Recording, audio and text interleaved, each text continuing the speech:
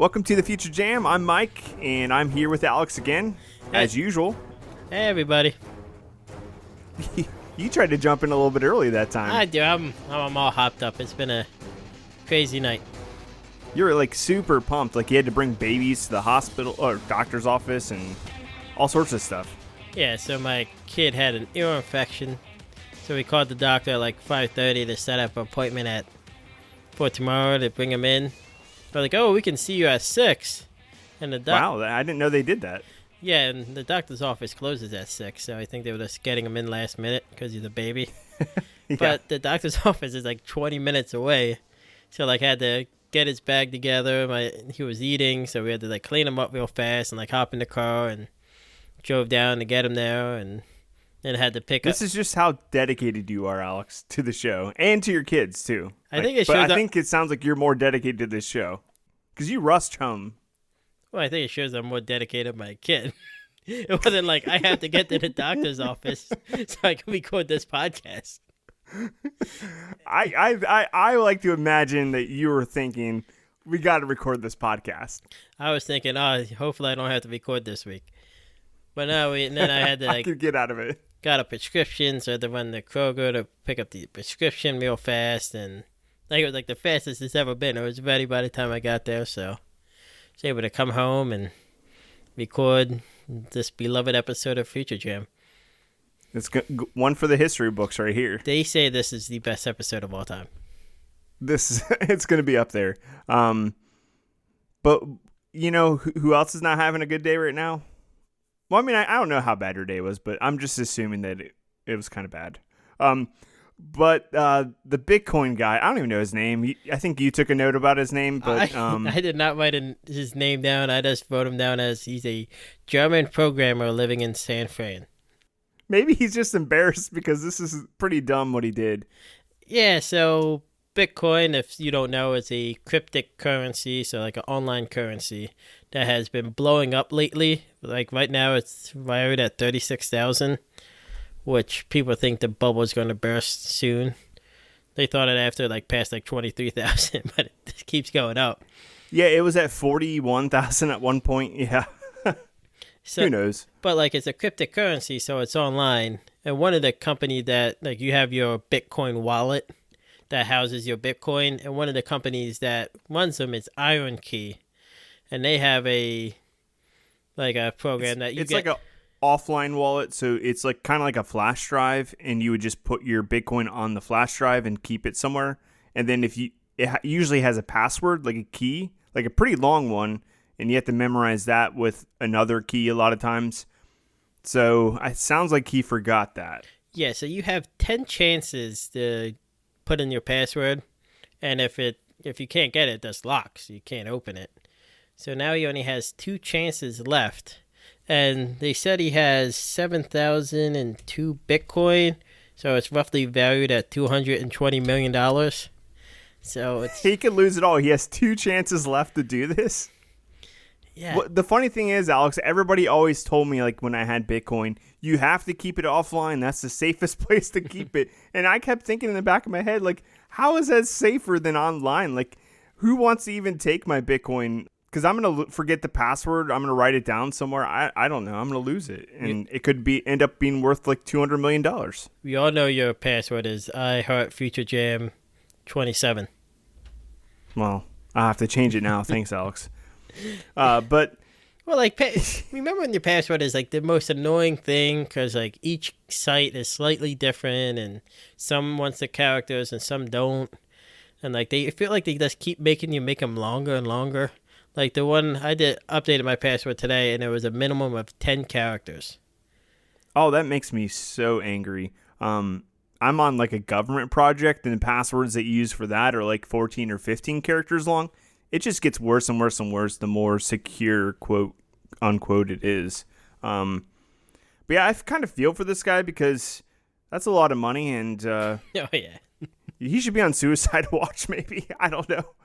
He's because the nerves would just kill you. Like, I would just screw up putting in the password just from being, like, so, like nervous, like a nervous wreck. Well, like, I just don't know, like, if you tried 8 and can't remember, like, what is What's your chance of not like? His chances are not good. I don't think his chances are not good. Is it one of those things where like you like try to get like hit on the head and you're like, I remember now, and then you well, let's hope for his sake, because if he fails his second one, his last one, I don't know what I would do in that situation. Well, they said there's like probably like 20% of Bitcoin is stranded in wallets that people can't get access to. Like, what happens with that? It's just not recoverable because it's unique and basically you can't recreate it. So if it's lost for good. So is it like buried treasure, like sunken treasure? Well, yeah, I guess somewhere out there in a dump, there's probably a hard drive that's not encrypted that might have Bitcoin on it. I know I had a hard drive that had not a competitor, but another type of cryptocurrency called Doggy Coin or Dogecoin, and I lost about 2,000 of those coins.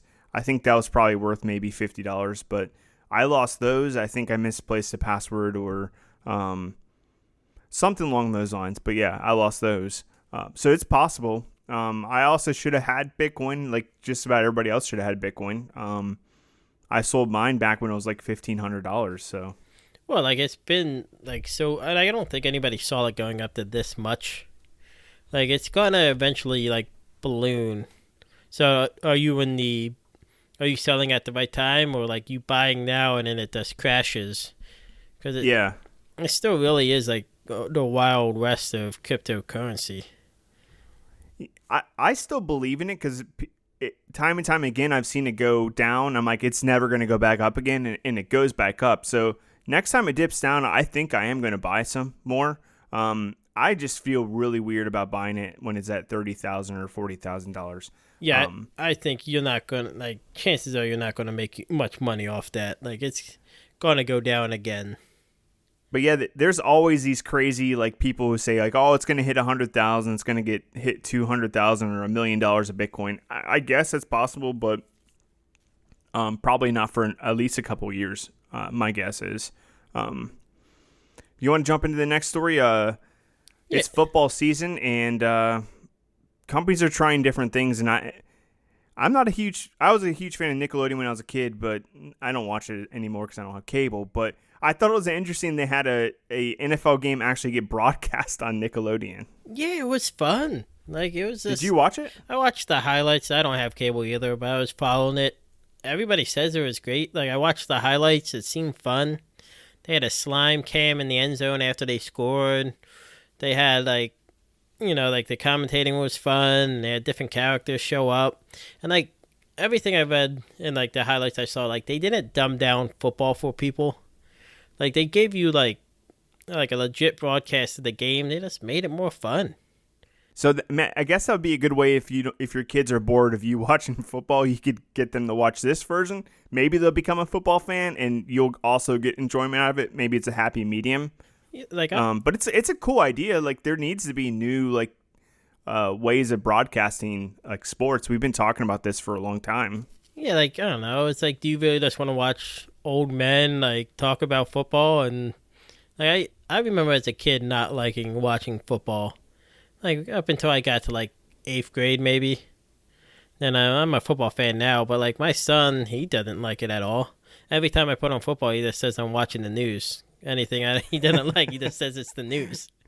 This is the news, Dad. They could do better with have games broadcast on different, because they get a lot of viewership anyways. So they could get some like YouTube people on there to do a broadcast of a game, and still maybe even broadcast the same game on another channel with other like broadcasters. I know they do it for like Spanish and stuff like that. So why not try different things like this? Yeah, because this was on CBS and Nickelodeon, which are both owned by Viacom. But like they had like in between the goalposts, they had SpongeBob for a field goal attempt. Like it was like everything I saw, and like I don't like this show, but like when there was a penalty, they had young Sheldon pop up and explain the penalty. Like that's funny. It's like a good way to get people into the game that don't really want to watch the game. Like I liked when like the like Fox used to have the NHL, like they made it fun. They had like the glowing puck and stuff and all, and like the robot would show up occasionally. Like, but it was more fun then. Before, like, now all sports are just like super serious. What would have been really funny is if they actually crossed the broadcast, and like the regular people viewing it got the Nickelodeon broadcast for like 10 minutes. People would be so confused. Well, they cut in and showed like highlights during the CBS broadcast of it, and then after the game, Sean Payton, the coach of the Saints, got slimed. Like actually slimed? Yeah. Oh, I did not see that. Well, which is like surprising because there's like NFL coaches take themselves so seriously, but like after the game, they showed him getting slimed. So instead of the Gatorade bath, he got slimed? Yeah. Or did he get both? Well, I think they don't usually Gatorade bath after the wild card round of the playoffs. I don't know. I guess, yeah, I don't see Gatorade baths much anymore. Maybe Gatorade's not spending the money they want in marketing to get people to do that as much as they used to.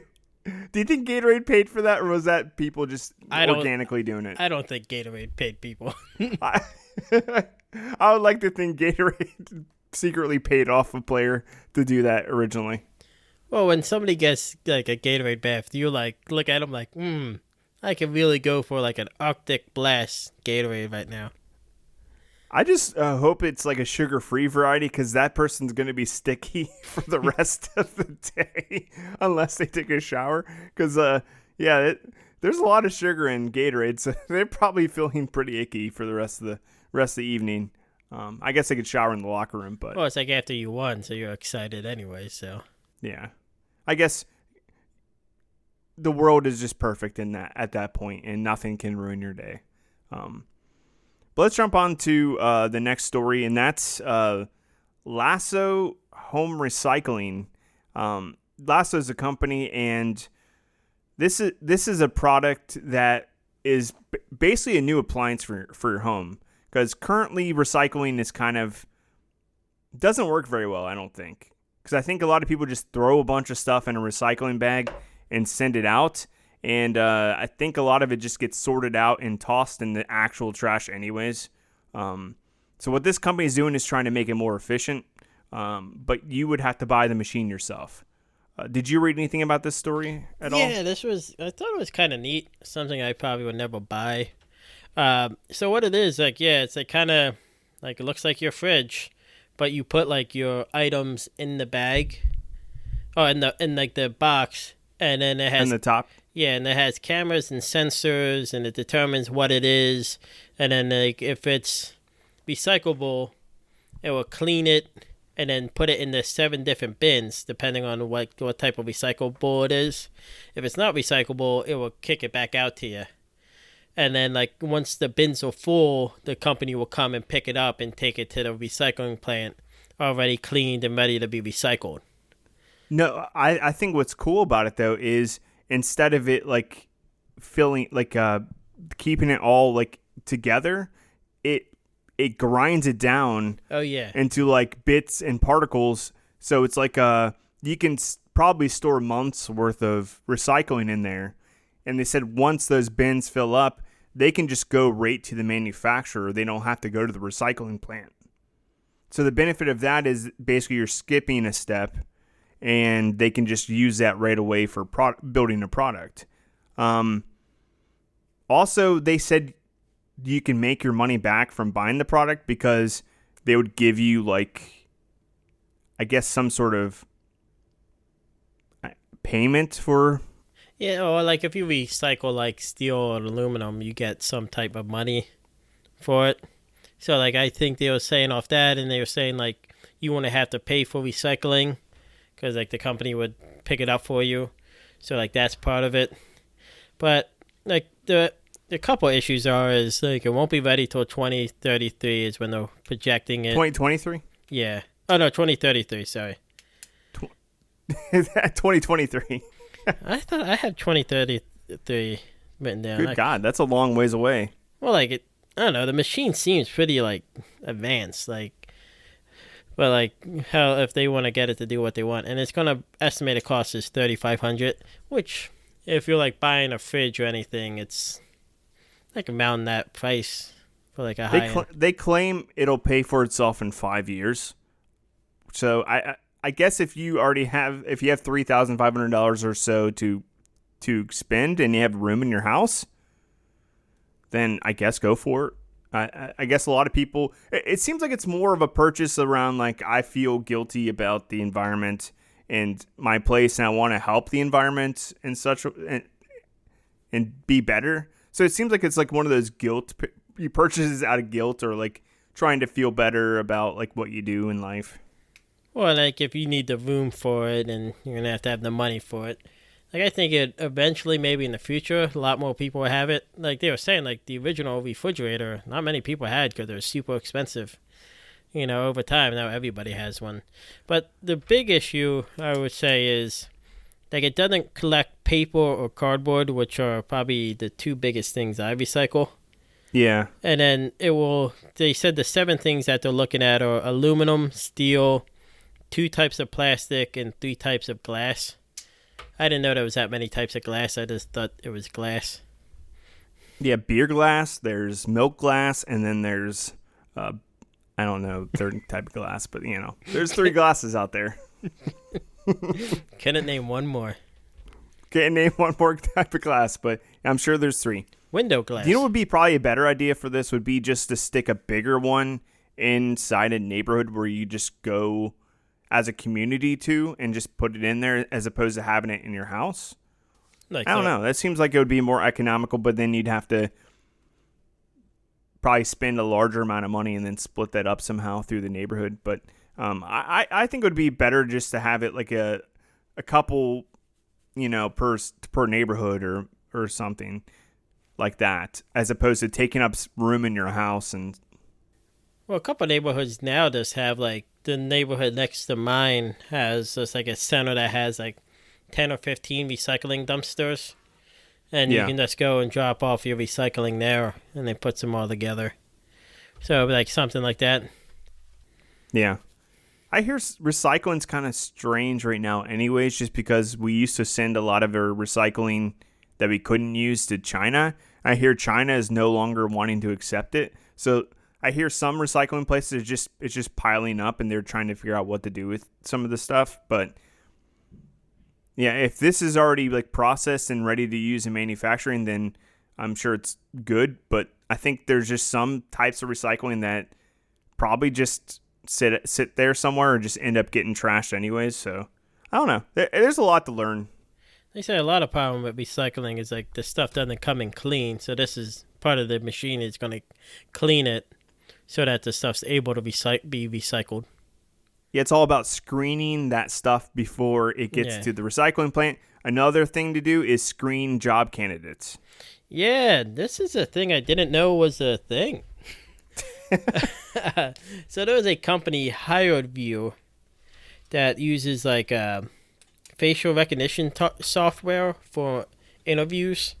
So like the candidate will sit in front of a camera and answer questions, and based off like your tone, your facial expressions, like it can analyze you and give you certain traits. But like I guess a lot of companies were using it, but now they just voluntarily stopped using this feature after like a audit was done on the company. They said the audit didn't find any bias in the technology, but it's also odd that after the audit they would stop using it. But they won't release the audit or what it found. Well, this whole idea to me sounds kind of sketchy and dehumanizing a little bit, because it analyzes your voice, analyzes your face, your like basically your body language, all that stuff. And you're not even being interviewed by a human, you're being interviewed by a computer. And you're basically reading off questions to a camera and a computer that sits behind computers don't sit behind cameras. They're just out there somewhere in the cloud. But it's dehumanizing because it's like they're not even like getting a body on the other side to actually talk to you. They're just using some software that's going to maybe decide who the best candidate is, but like it doesn't take a lot of things into account. Like what if you have a speech impediment, or what if you have a beard and the camera doesn't recognize you right? Or what if you're somebody from the Middle East or India or black or any of those different like skin tones, and the camera doesn't recognize that properly? It just a lot of things up for like a big thing in life, like a job. Yeah, they said they had like stuff in place that wouldn't hold against like slow internet against people, or if they had anything that were like technology related, but like it couldn't tell like income level and things like that. But like you were saying, like somebody with a speech impediment, I have a speech impediment. Well, also, people will answer questions differently, based on where they're from, or like. Yeah, because like if you're using like different terminology or slang or things like that, it might not be any like it might not say how good you are at a job if you're using these types of slang or like different terminologies, but the computer software might not understand it properly and boot you out. So another human on the other side will humanize you and like understand you and see that you're actually a hireable person. But the computer, like, oh, I don't understand this person, or this person's not using the language that's in my subset of like rules.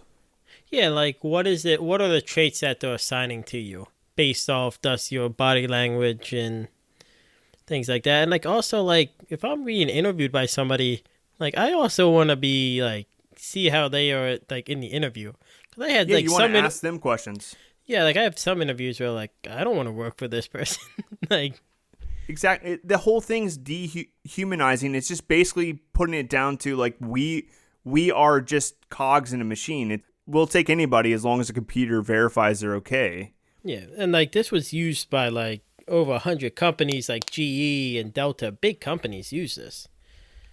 I wonder what type of positions they were like screening for. Like if it was like ramp people or like actually pilots or flight attendants or what's. I wonder if it's a high value job if they don't use it. Like if it's like one of those high turnover jobs, I bet you they're more using it for that. Yeah, just they don't want to like really waste their time interviewing people. Yeah, that's my guess. But like it's also odd that the company that's making it is stopping it. So I get the idea that they got something in the audit where like this could be bad. Like if there's something in the audit that tells, they said they didn't find anything, but there's something tells me that there could be a case in the future that this could be bad. Yeah, I'm all for technology, but getting hired for a job, it needs to be like a humanizing thing, a person to person. Like you need to ask them questions, they need to ask you questions. We already at a place where there's like a lot of income inequality, and people already feel like they're being used by the rich and powerful. So like this is just another like demeaning thing, I feel like. But I'm fine with like computer software analyzing like certain aspects of your application. Yeah, and they said, I'm okay with that, I guess. Just because you can probably figure out a way around that anyways. Well, they say a lot of times, like when you send in your resume to companies, like they're just looking for like buzzwords to look at and pulling those into like the database to be able to look at you. I'm just gonna put a bunch of buzzwords in my next resume, like fun, energetic, outgoing, positive. I don't think any of those words describe you, so. Yeah, I know. Bunch of hashtags, you know, because people like hashtags nowadays, so that's what I'm going to do. Well, speaking of computers taking over, you had a story about the Indy 500. I've heard of the Indy 500. That's like a race that happens every year, but what's going on now there? Well, they're doing this competition for autonomous. This is how do you say that word? Autonomous? Yeah, there you go. You're fired. You're not getting hired at my company, sir. You're failing this interview. I'm a robot, by the way. So when I signed on for the Future Jam, I said no words over 2 syllables. That's true. You did say that. But I should have called the person who wrote this article and let him know that before. But they're doing a challenge. Well, 37 universities from 11 countries are going to try to automate the Lara IL-50 race car. and they're going to have a race between these 37 universities in a 20-lap race on the track to see who can automate the best car and who wins. So yeah, I like competitions like this because when smart people get together and they compete, things happen. Like things get made and done, and we've seen this time and time again with like rockets that go to space. There's competitions for that. There was competitions for robotics. Yeah. There's different types of prizes and competitions every year. I think Google has one. A lot of big corporations have competitions because they want to get colleges developing new things. And I think this is a really good idea because right now we don't have a reliable autonomous car like platform yet. And we're still like trying to figure it out. And this is hopefully going to like move us closer and closer to that. Well, and it works for everybody. Like the companies that are involved are going to get better like technology that they're not really funding. I mean, these universities are doing it on their own, but there is a grand prize of $1 million whoever wins the race. So I guess like the buzz out there, these companies get the better like technology. These university kids get like the experience that they can put on the resume, and if their team wins, like it helps their future. And I mean, it'd be fun to do this. And plus, the bonus is you get to watch a bunch of cars probably crash into each other. That's what I would probably watch. Like I was like, if it's televised, I'll watch it, and I'll watch them all crash. Probably one will survive. Maybe I doubt any of them even finish I don't know how many laps they're doing, but I doubt any of them even finish. 20 laps, and the race is scheduled to take place in October of 2021. So. And COVID's not going to cancel it because these are like autonomous cars. Yeah. They could do that from the universities. Yeah, they could do this from the university. But the company that's putting it on, or the group that's putting it on, they said it's to inspire the best and brightest in universities worldwide to advance technology that can speed the commercialization of fully autonomous vehicles and deployments of advanced driver assistance systems. So basically their goal is just to get us closer to driverless cars. And like what better way to show you like if this does look good, like if they have no issues, what better way to show you that these cars are safe than having cars race each other? But if they wreck really bad, like is that a black eye for like driverless cars? Are people gonna look at that and say like, hey, I don't want to get in a driverless car. I saw this one like ramp off the side of the racetrack and land in the stands. I mean, that's true. But like I think it like everybody wants to see the crash in NASCAR, but no one wants like anybody to get hurt. So this is like the perfect solution. That's true. It would be cool just to see like autonomous NASCAR racing and just they bump the intensity level up and allow crashes. Like you can crash into your opponent. Yeah, I know it'd be pretty expensive. I know you don't like the movie, but like Real Steel, I think it was. I like Real Steel. But they do make the point like if robot boxing could become like that violent and like these robots could fight more often, like I think people would get behind it more than Facebook. Oh yeah, behind more than Facebook, but like behind like live action sports. Yeah.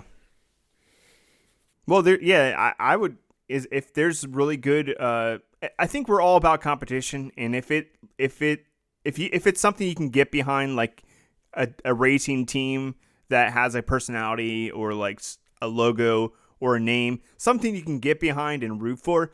I could see people rooting for like people or vehicles or robots or whatever, as long as they can build up a personality or a brand around it. I don't see why not. I see that's part of the future. So yeah, and people could talk about the future of these things on the What's Up app. It's not called What's Up, Alex. What's it? The WhatsApp? It's called WhatsApp. WhatsApp. Sorry, I don't use it. Sorry. Yeah, we're Americans, and it hasn't proliferated in America like it has like other countries. In other countries, we're like one of the few like industrialized nations that still uses text messaging like proper text messaging, like through your cell phone plan. A lot of other countries use apps like WhatsApp or Facebook Messenger or stuff like that. So WhatsApp is just like a messaging platform, kind of like Facebook Messenger or Signal or something along those lines. But they've always been controversial because they were independent at one time, and Facebook bought them up just like they bought up Instagram, and they're slowly making people pretty angry about it. So what was the crux of the argument? So starting, I think it was this week or maybe next week, they wanted you to allow Facebook to see your data. Yeah. They want you had to opt in to be able to use the app to, give Facebook permission to see your data, and nobody wants that. It's supposed to be like a privacy application. Yeah, but this way Facebook can sell your data to companies and make money. Yeah, well, there's a lot of users on there that became users before Facebook even bought them. So it's like saying, hey, we're taking this retroactive account and we're retroactively moving you over to Facebook. So you were under this one company and your data was semi-private or private. Now we're moving you over to one of the most hated or despised companies in the world. I think a lot of people have problems with that. Like you've heard of Oculus, right? Yeah. Like the 3D glasses or goggles. Yeah, it looks like they have some cool games on now. But so Oculus came out and they were a startup, and Google ended up buying. I mean, not Google. Facebook bought them out, and then they forced everybody who had Oculus accounts to move their Oculus accounts to Facebook. And basically, if you didn't have a Facebook profile, you couldn't access your games anymore. And there was a lot of people angry about that. So I think this might be the same thing. Well, it's like a whole different topic. But when people talk about breaking up the big tech companies, part of the issue with tech companies right now is when they get big enough, they just buy these small startups that are kind of like Instagram was taking followers from Facebook. And so Facebook bought them, and WhatsApp, and they Google does the same thing, trying to get in all these fields and stop companies from competing with them. And sometimes it makes sense. Sometimes they're just gobbling up competitors that are directly competing with them, and they want those features. Yeah, there's a whole huge long list of companies like that. But if I was a WhatsApp user, I think I have a WhatsApp account, but I don't have any. But it's not big in America, so I don't have any friends that have it. But you have no friends. That's true. Let me not cry. But yeah, I already have a Facebook, so I'm not super irritated about it. But I know a lot of people that refuse to either have a Facebook or try to get away from Facebook as much as possible. Well, I thought this was funny. Elon Musk, and I know people have different opinions on him. He tweeted out hey, if you're using this app, you might want to switch to something else. And then one company was Signal. Yeah, Signal. People, a smaller company. So but so many people bought stock in this other company, Signal Alliance, which is not the company at all. The other one that the messaging app is not even public yet. This is a private company. So people bought all this stock in this one random company because Elon Musk told people to use it. Yeah, so many people were mad about this WhatsApp thing that Signal had 75 million new downloads over, I think, the course of this month or the last couple of weeks. So 75 million new users just because of WhatsApp and Parler shutting down and a bunch of other stuff. We're not going to get into Parler. That was one of our news topics we were thinking about covering, but I think we've all heard enough about this election stuff. But let's jump into some hypothetical stories real quick. The stories aren't hypothetical, but it's Could more happen. guesswork around the news story because it's not set in stone yet. But I'm interested in it because I am excited about where cars are going. And I saw in the rumor mill that Apple and Hyundai, I never know how to pronounce that, are possibly getting into bed together to make it sound disgusting, but they're working together to make a autonomous or electric car of some sort. Yeah, it makes sense for Apple to try to get into this field. Like everybody else is trying to do it in the technology world, and Apple's also smart enough to know that they don't make cars, so it makes sense to team up with a company that already has like a platform and the car manufacturing, and it's very difficult to build like a car because there's so many different like moving parts and like stuff that can go wrong. It took Tesla like 10-15 years to get it perfect, and they're still like not. They still have their little like issues here and there. Yeah, it's not easy just to build cars. Like people, like it's the like you have all the information, but like you still have to make it work, especially if you want to be a little bit different from everybody else. Yeah, and one interesting thing is Ford and Chevy and all these companies, they are getting electric cars, and they've had them in the past, but they've never like fully focused on it. They've always still focused mainly on internal combustion engines and that sort of thing. I think we're going to see a major shift in who makes our cars. I think some of these old car manufacturers are going to probably finally go out of business or get bought up. I could see like Apple buying a Ford or Apple buying a Chevy because they have that much money. Ford is starting to make the switch. I know they're putting out the electric F-150, and the electric Mustang came out this year. And they have like those smaller cars or the Focus. What's the other one? What's the electric car they had? Oh yeah, they had the I believe it was electric, not the Focus, but the next one up from that, the not the Fiesta. No, the Fiesta's a smaller one. The Fusion. I think they had electric Fusion. That's it. I'm pretty sure. But like I think you're seeing these car manufacturers starting to get into that segment, but the issue is they still have to do both sides. Like you have to get in that electrical field, but you still have to do those like standard cars because that's what people want, especially in like America, which is one of the bigger car selling like places that buys cars. Well, more reliant than most countries on fossil vehicles. Fuels. Yeah, vehicles. Well, the reason why I find it interesting is because a lot of the standard car manufacturers don't have they don't have any like tech.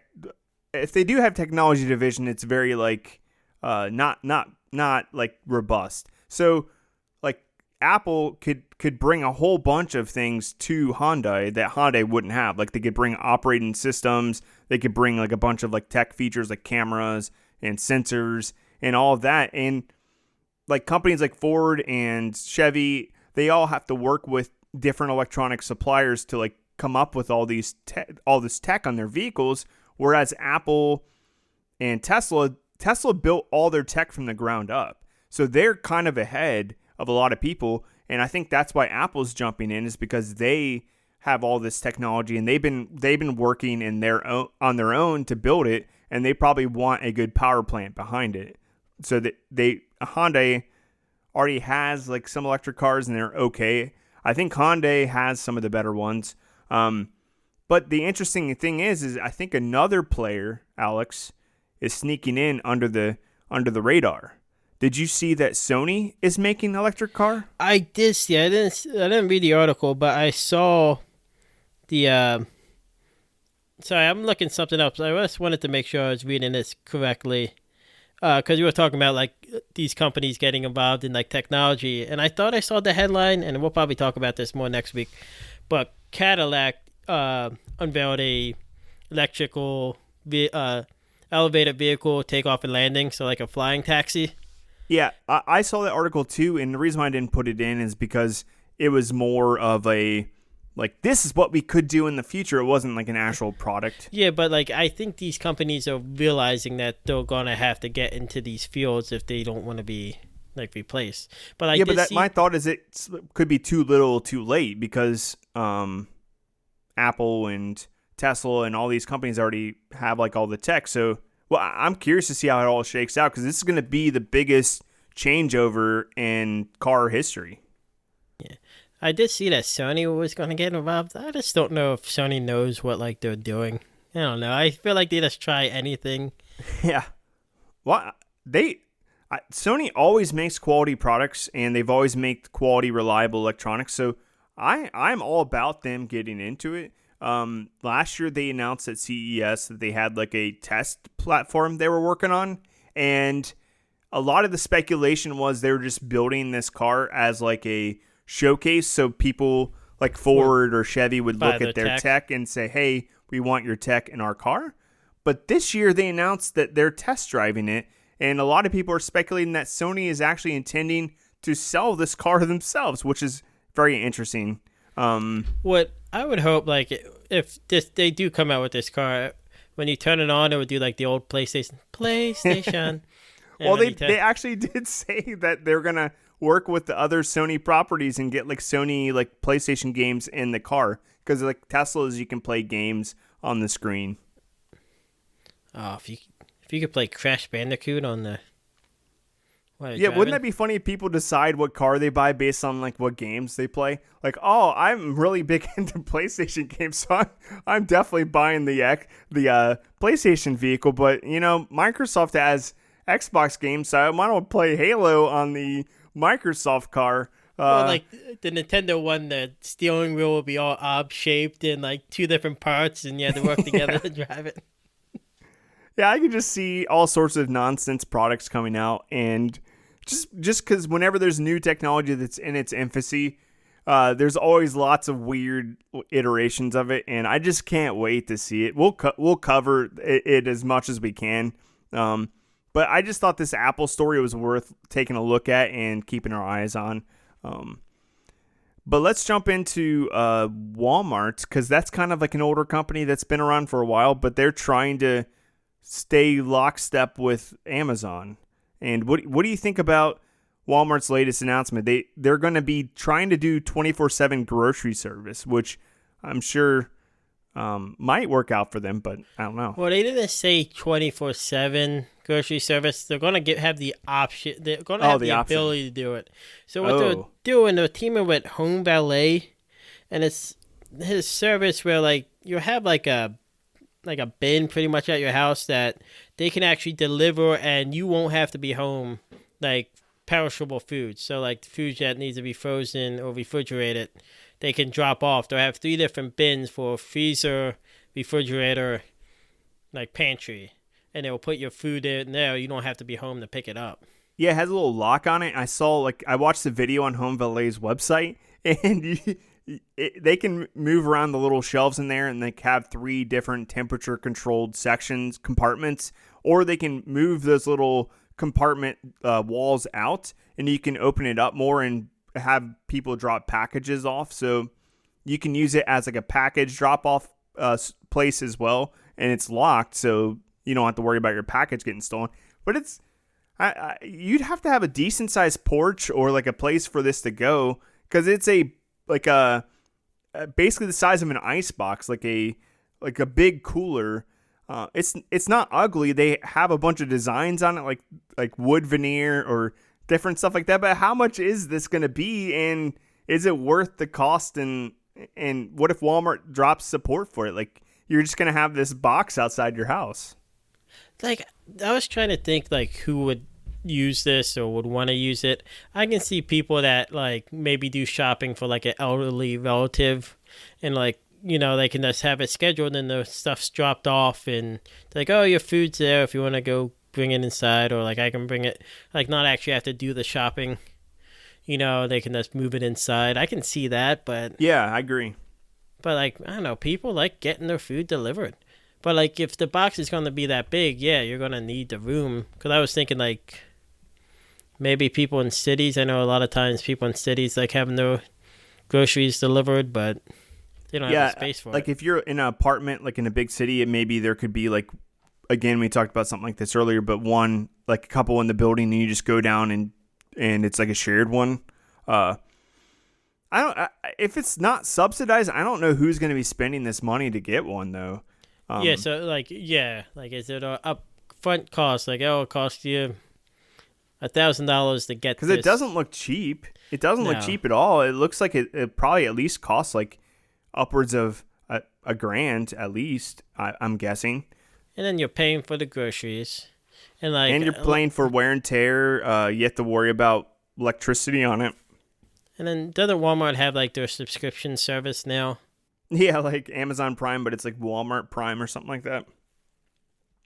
Yeah, I don't know. They're testing it out in one city right now in Alabama. Arkansas. Oh, Arkansas, yeah. Yeah, so I can't take a product seriously that's in Arkansas. Well, I think like that's where they're based, I think. Yeah, that's probably why they're so like not outdated, but yeah, it's kind of like not an up and coming part of the country. I don't think. Like if you lived in the country and like had room, like Yeah. you can put this outside and like you have to drive in to do like your grocery shopping. Like if you're like a farmer or something like that, and they can just come and deliver it to your box, so you don't have to drive into town. I can see that. Yeah, and I guess if this becomes a thing, I guess they can build new houses with this in mind and have spots for them. There's going to be a lot of weird things that new houses are going to have in mind. Like if people get drone delivered products, there's going to have to be either like a drone delivery mailbox or landing pad on top of your house or something. Every house comes with a helipad.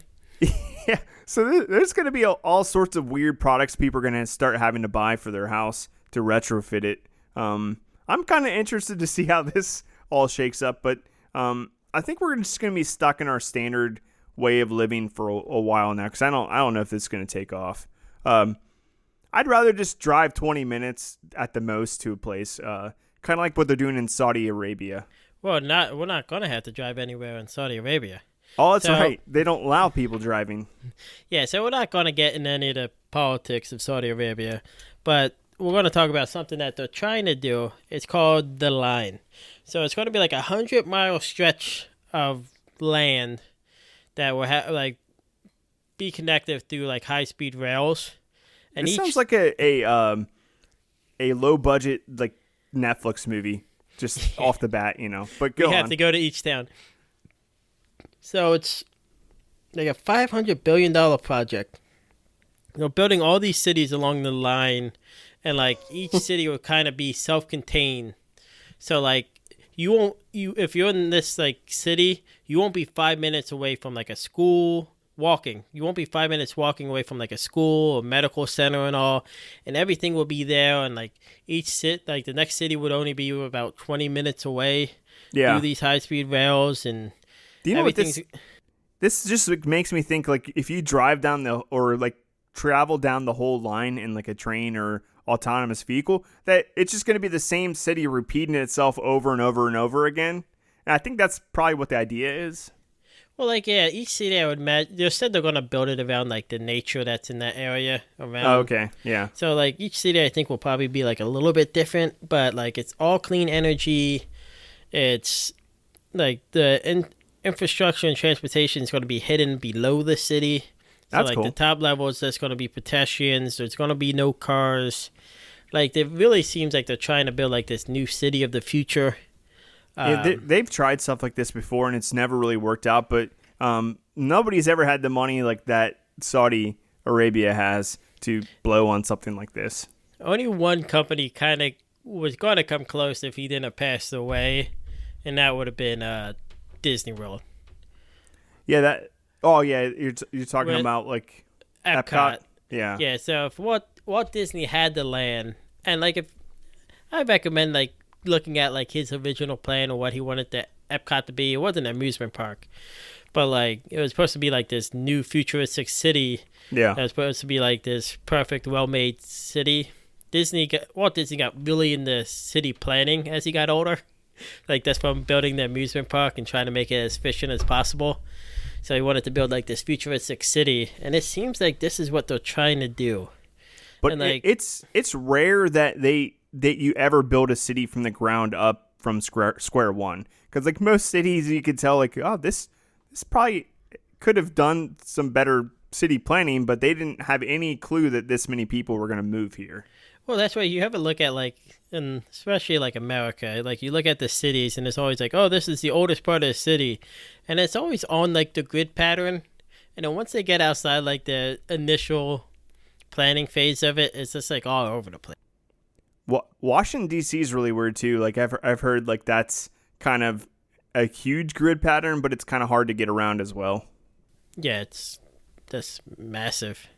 I've been to DC a couple times. I don't mind the public transportation's not bad, but I haven't really driven through DC. But I'm if they actually have some good tourist destinations within this 100-mile stretch or kilometer or whatever they call it. We don't speak this other language called kilometers in America. But yeah, I would go there and check it out if it actually gets built in my lifetime. If there's some cool stuff to see, I'm interested in seeing like some future, like how they can get all these technologies to work together to make living easier somehow. I don't know if living's actually that hard, but yeah, it's supposed to be. I mean, well, the one thing that's odd is Saudi Arabia is known for the fossil fuels and oil, but they're moving to clean energy, like kind of like we were talking about with like the electric cars. Like they're seeing like the writing on the wall, like we're gonna have to get out of this business and find something else. Yeah. Let's get into our what we think will not happen in 2021. Last episode was what we think will happen. This episode is what we think will not. I don't think that 100-mile stretch is going to be built next year. So. Well, yeah, it said so in the story, Alex. That was an easy one. Okay. Well, I'll go first because I want to go first. I don't think any movie this year that comes out this year would make over $100 million opening weekend. In the American box office or worldwide? American box office. I would have to agree with you. Unless there's something that comes out like this December and there's enough people that's vaccinated by then. That's my only thinking. I think maybe late in the year it could. But I think, because I know you're supposed to have a couple Marvel movies come out in May and all. I just think it's going to be maybe like 50 or 60 million. You might see them max out at opening weekend. But I think you're going to see movies struggle to get 100 million. Yeah, most of them are like maybe doing okay their first weekend and then dropping off huge. Yeah, and like you're seeing that with Wonder Woman, it made like, what, 38 maybe its first weekend? In the past couple of weekends, it's made like 5 and 3. Did Wonder Woman actually make 38 million its opening weekend? I think so. I used to track this stuff every week. I was so addicted to tracking like how much movies made, and this year kind of ruined it for me, obviously. I don't even know if they're properly tracking it anymore, but I think they are. I think I did hear 38 million. That sounds right. So we'll go for it. What's your first one, Mike? Mine is, I don't think we'll have a mass market folding phone this year. And by that is there's already like Samsung makes one, Motorola makes one. There's already ones that are sold to the people. But by mass market, I mean something that's affordable for everybody, and like a phone you see like commonly on the streets or like on public transportation.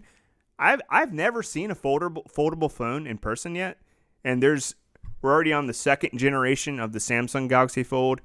They have a different type of fold phone. I forget what that one's called, but Samsung has 3 fold phones.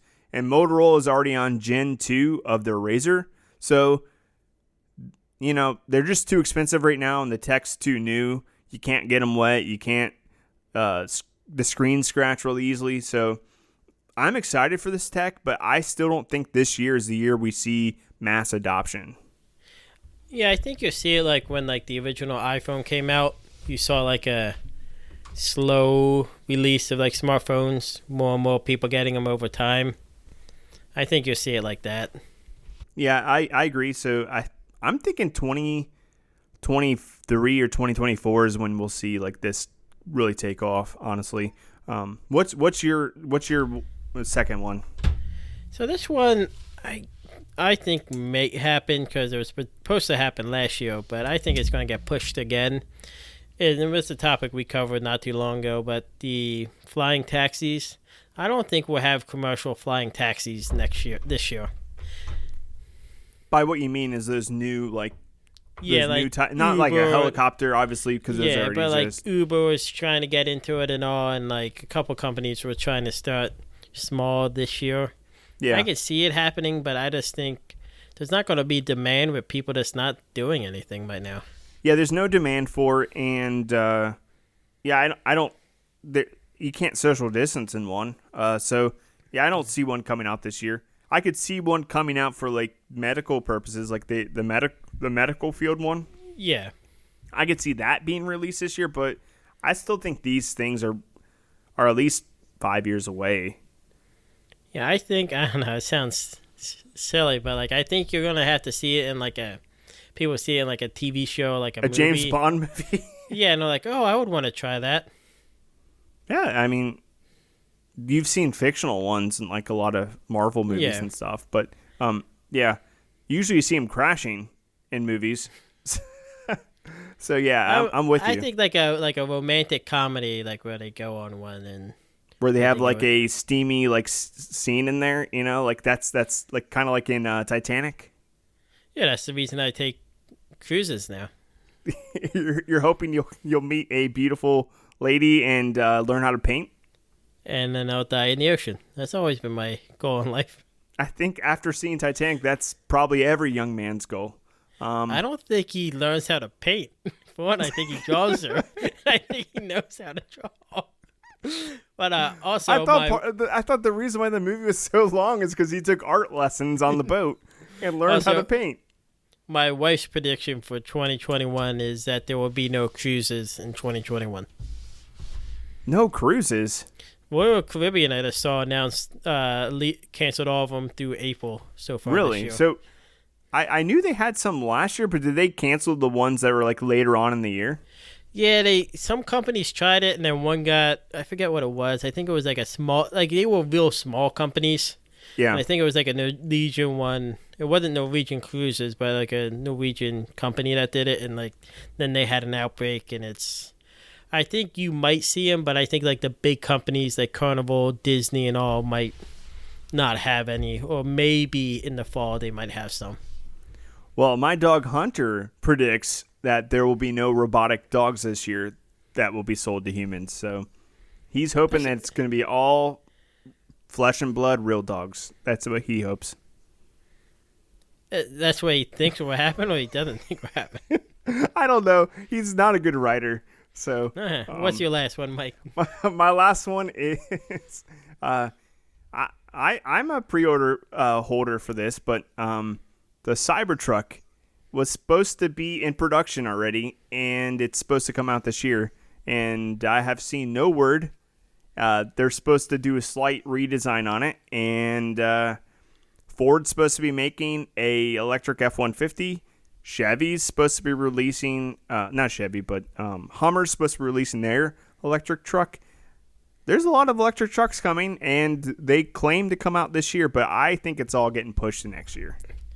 It might be like all this stuff. I think it might be late, like the big holiday push. They might put these cars out, or like it might be the 2022 model. Well, I just see that production of chips and stuff like that is just at a standstill right now. They've already had to shut down like manufacturing at some like Ford plants because they're running out of like silicone chips for like the vehicles. They can't make enough PlayStation 5s. They can't make enough Xbox Series X's or whatever they call them. It's just they can't keep up with how much tech is in every product nowadays. They can't keep up with it, and I just see everything getting pushed. Yeah, I agree. Like I think people are gonna want a lot of stuff to happen this year, but I do think a lot of stuff's just gonna be late this year or pushed to early next year.